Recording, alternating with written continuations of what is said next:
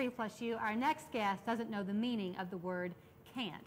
Jean Marie Lawrence was diagnosed with muscular dystrophy when she was just 7 years old. At 13, she began to use a wheelchair.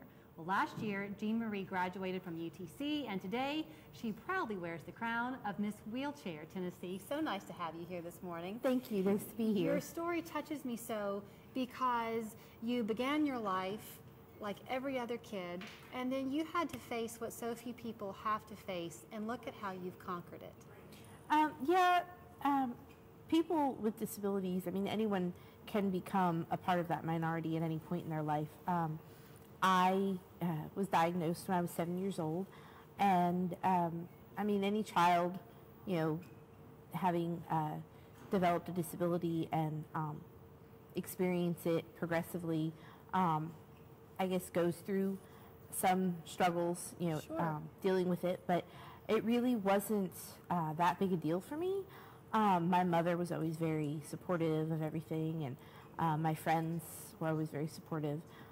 So I never really had a huge difficulty accepting myself.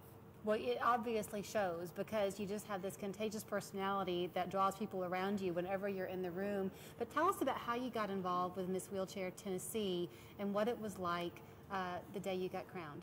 Well, I grew up in New Jersey, and I had heard about this program growing up, but I never really had the time. You know, high school, I was always busy, extremely busy, and my undergrad, I was focused on school, and I had downtime, and I had a desire to make a difference and to educate people on disability policy and disability etiquette and make changes and really empower people with disabilities to be, you know, ready and able to be productive members in the community that they absolutely can be a part of.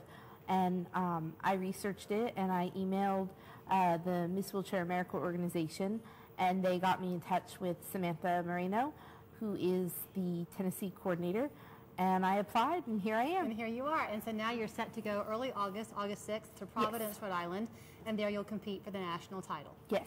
So when you go about and you have your own platform, which is obviously raising awareness for people with disabilities, what you said earlier is so true, that this can happen to any of us. And so often you have to remind people that you are just like everybody else. I mean, it's just, I mean, I am, and it's not so much a bad thing. I mean, I'm fine with it, and I really think that people so many times have a negative personification of becoming disabled, but I mean, we're a nation that has so much to offer anybody, and you know, there's so much today accessibility-wise, and I don't think that it's not an issue for me. So what are you studying at UTC? You're getting your master's now. Yes, I'm getting my master's in public administration. I have my bachelor's in political science.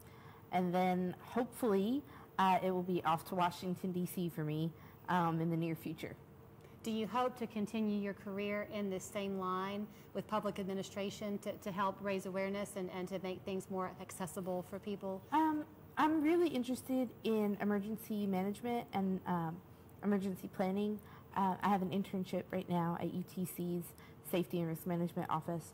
So I really like the idea of working to make sure that there are emergency plans set in place nationwide for people with disabilities to be able to access whatever supplies they might need in emergency situations to get out safely and quickly. Excellent.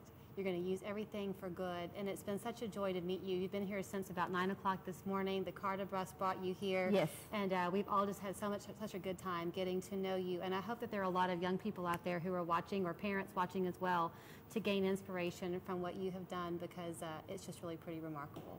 Well, thank you. Thank you so much for sharing your time with us this morning. Absolutely.